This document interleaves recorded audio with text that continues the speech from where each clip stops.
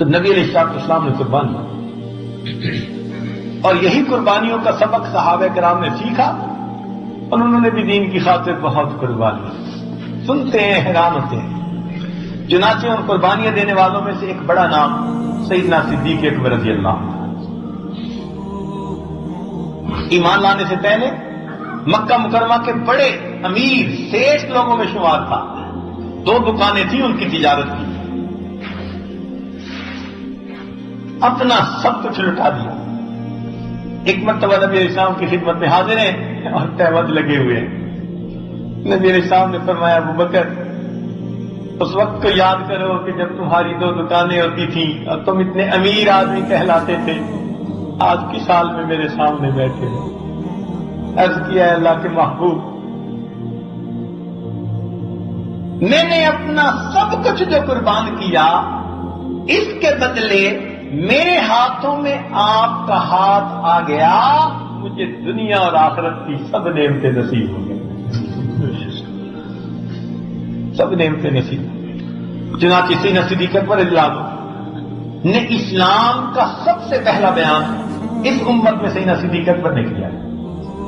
2 روایتیں ہیں، ایک عائشہ صدیقہ رضی اللہ عنہ کے ذریعے سے، ایک اسماء بنت ابو بکر صدیق کے ذریعے سے۔ دونوں فرماتی ہیں کہ نبی علیہ السلام ایک مرتبہ حرم شریف میں تھے، صدیق اکبر رضی اللہ عنہ نے ان سے کہا، عرض کیا کہ اللہ کے نبی اب آپ اجازت دے دیجئے تاکہ ہم اس دین کی بات کفار کے سامنے بھی پہنچائیں۔ فرماتی ہیں کہ اس وقت 38 آدمی مسلمان ہو چکے تھے۔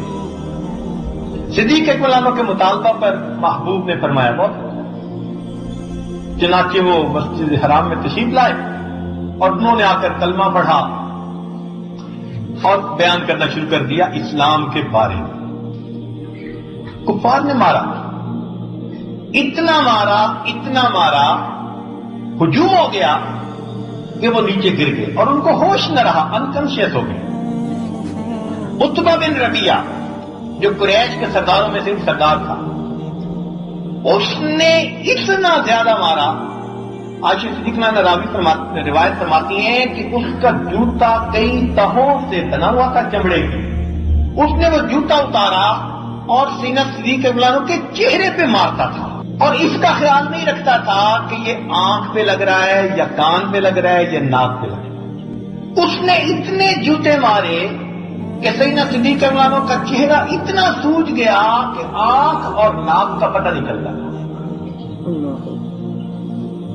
فرماتی ہیں کہ سیدنا صدیق رضی اللہ عنہ لیٹے ہوئے تھے، یعنی پڑے ہوئے تھے نیچے، وہ آپ کے پیٹ پر چڑھ کر اچھلتا تھا، وزنی تھا، پیٹ پر اوپر چڑھ کر اچھل کے پھر نیچے گرتا تھا۔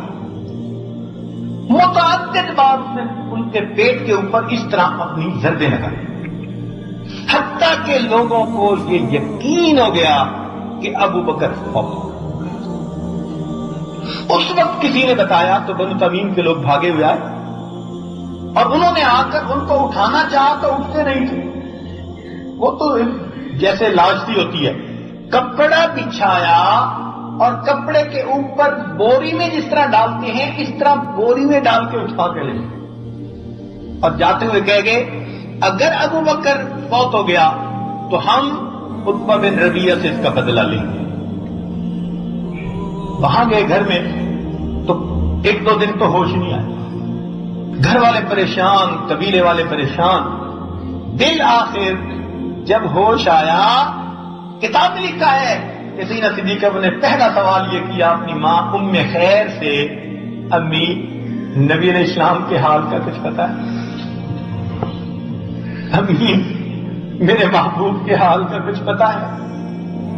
جب وہ باقی لوگوں نے سنا جو قبیلے کے تھے مگر مشرک تھے، وہ یہ سن کر چلے گئے۔ اب ماں باقی رہ گئی۔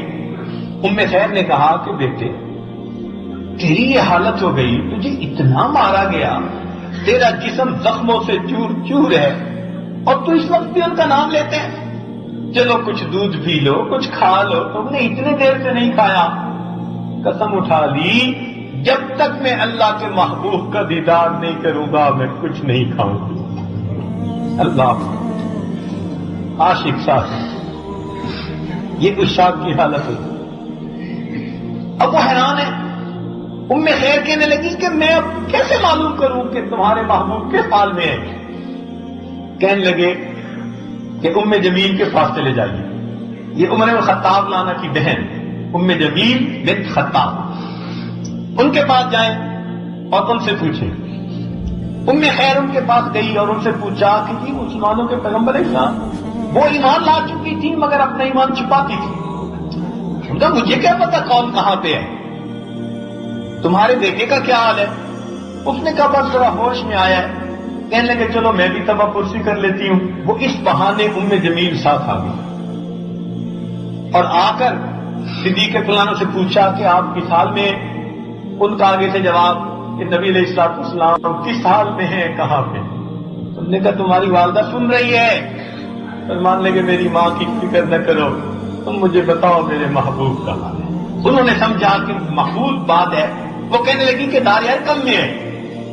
فرمان لگے پھر مجھے لے چلو، میں جب تک محبوب کو نہیں دیکھوں گا میں کچھ نہیں کھاؤں گا۔ اب دو عورتیں، رات کا وقت ہے، خود چلا نہیں جاتا، ایک نے ایک بازو پکڑا اور دوسرے نے دوسرا بازو پکڑا اور اس طرح وہ ٹیک لگا لگا کر چلتے چلتے، حالانکہ چہرہ سوجا ہوا ہے، زخم لگے ہوئے ہیں، اور اس حالت میں چلتے چلتے چلتے دار ارقم میں پہنچے۔ حدیث پاک میں آتے ہیں کہ جیسے ہی دار ارقم میں پہنچے نبی علیہ الصلوۃ والسلام نے دیکھا، آپ اٹھ کھڑے ہوئے اور ابو بکر پر جھکے اور ان کے ماتھے کو بوسہ دیا۔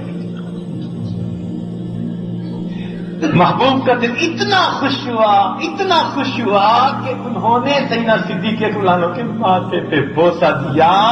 فرماتے ہیں کہ اس کے بعد صحابہ جھک گئے اور وہ بھی ابو بکر کے اسی جگہ پر بوسہ دیتے تھے جہاں محبوب نے بوسہ دیا تھا، صحابہ بھی اسی جگہ پر بوسہ دیا۔ سب چوم رہے ہیں، دین کی خاطر آپ نے اتنی مشقتیں اٹھائی۔ اس وقت ابو بکر صدیق نے جب محبوب کو دیکھ لیا دل مطمئن ہو گیا۔